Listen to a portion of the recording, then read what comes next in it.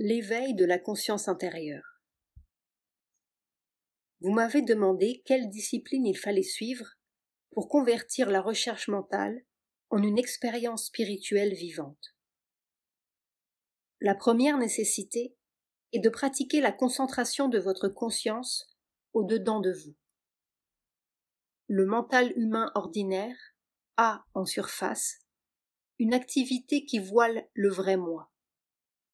Mais il y a une autre conscience, cachée au-dedans, derrière la conscience de surface, où nous pouvons acquérir la perception du vrai moi et d'une vérité plus vaste et plus profonde de la nature, où nous pouvons réaliser le moi, libérer la nature et la transformer. Tranquilliser le mental de surface et commencer à vivre au-dedans est le but de cette concentration. Cette conscience véritable, distincte de la conscience de surface, a deux centres principaux. L'un dans le cœur, non pas le cœur physique, mais le centre cardiaque au milieu de la poitrine. L'autre dans la tête. Par la concentration dans le cœur, on s'ouvre vers le dedans. Et en poursuivant cette ouverture intérieure, en pénétrant profondément, on devient conscient de l'âme, ou être psychique, de l'élément divin dans l'individu. Cet être dévoilé commence à venir au premier plan, à gouverner la nature, à l'orienter, elle et tous ses mouvements, vers la vérité, vers le divin, et à appeler en elle tout ce qui est au-dessus. Il apporte la conscience de la présence, la consécration de l'être au suprême. Il fait descendre dans notre nature une force, une conscience plus grande qui attendait au-dessus de nous.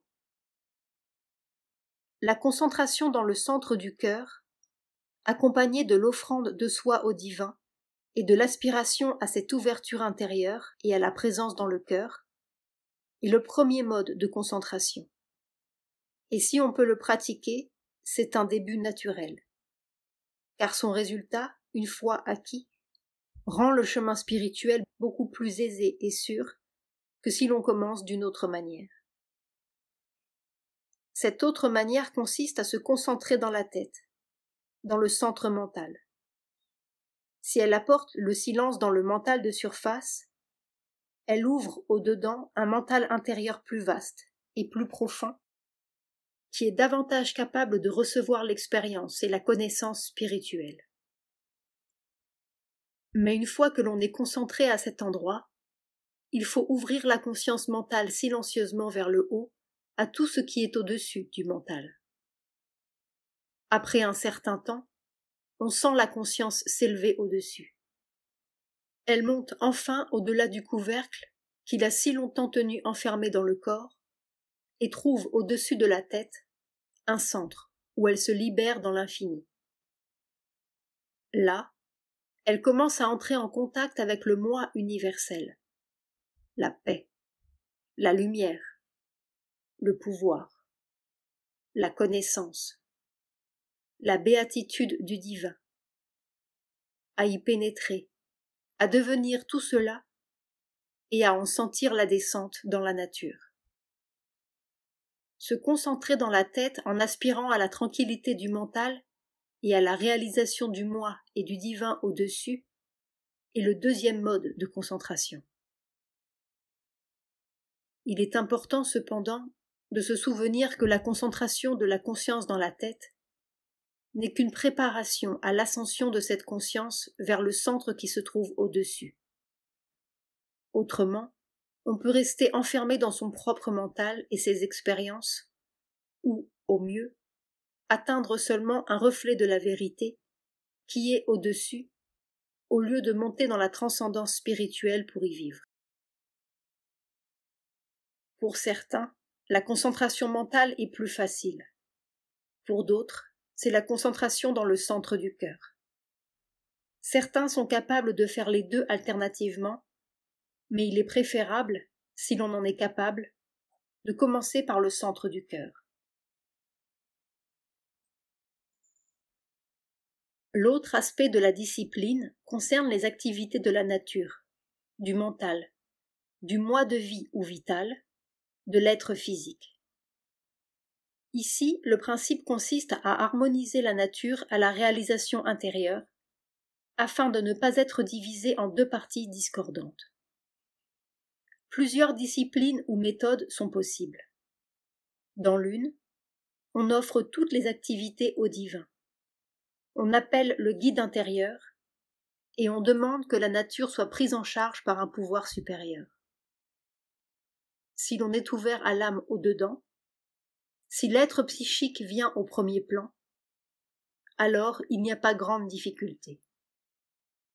Cet état s'accompagne d'une discrimination psychique, d'une indication constante, et enfin d'une direction qui révèle toutes les imperfections et, tranquillement et patiemment, les élimine. Introduit dans le mental et le vital les mouvements justes et donne aussi une forme nouvelle à la conscience physique.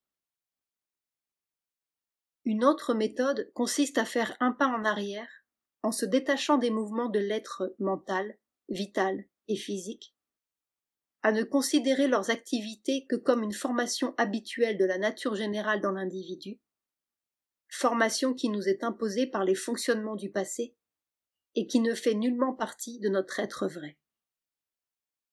Dans la mesure où nous réussissons, où nous nous détachons, où nous voyons le mental et ses activités comme n'étant pas nous, la vie et ses activités comme n'étant pas nous, le corps et ses activités comme n'étant pas nous, nous commençons à percevoir un être intérieur en nous. Mental intérieur, vital intérieur, physique intérieur.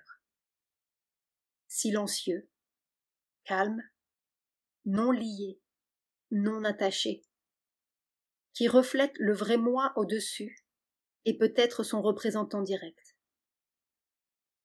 De cet être intérieur silencieux proviennent le rejet de tout ce qui doit être rejeté, l'acceptation de ce qui peut être gardé et transformé à l'exclusion du reste, une volonté profonde qui tend vers la perfection ou un appel au pouvoir divin pour qu'il fasse à chaque pas ce qui est nécessaire à la transformation de la nature. Cet être intérieur peut aussi ouvrir le mental, la vie et le corps à l'entité psychique intérieure et à son influence qui nous guide, ou à son gouvernement direct. Dans la plupart des cas, ces deux méthodes apparaissent simultanément et vont de pair, puis finissent par se fondre en une seule. Mais on peut commencer par l'une ou par l'autre, celle que l'on trouve la plus naturelle et la plus facile à suivre. Enfin, dans toutes les difficultés où l'effort personnel est entravé, l'instructeur peut intervenir et apporter l'aide nécessaire pour nous faire parvenir à la réalisation ou pour nous faire franchir la prochaine étape. Extrait de Lettres sur le yoga, volume 3, Sri Aurobindo.